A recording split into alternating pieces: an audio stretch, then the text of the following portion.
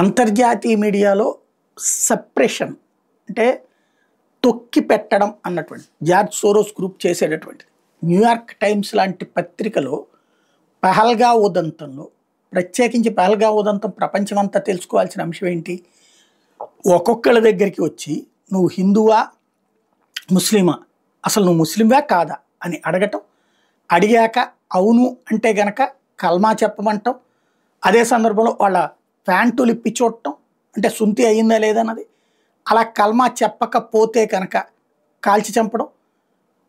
నేను హిందువుని లేకపోతే నేను క్రైస్తవుని అయినా నాకు కల్మా వచ్చంటే అదేదో చెప్పు అని చెప్పి చెప్పావు కదా కాబట్టి ఇప్పుడు నువ్వు స్వర్గానికి వెళ్తావు అని చెప్పి కాల్చి చంపినటువంటి సంఘటనలు ఇవన్నీ నడిచినాయి అక్కడ.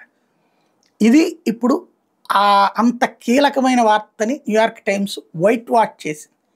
దాన్నే అమెరికాకి సంబంధించిన విదేశాంగ వ్యవహారాల శాఖ చాలా కీలకమైనటువంటి క్వశ్చనే చేసింది అన్నమాట న్యూయార్క్ టైమ్స్కి, ఏంటి నీ బాధ్యత అని చెప్పి.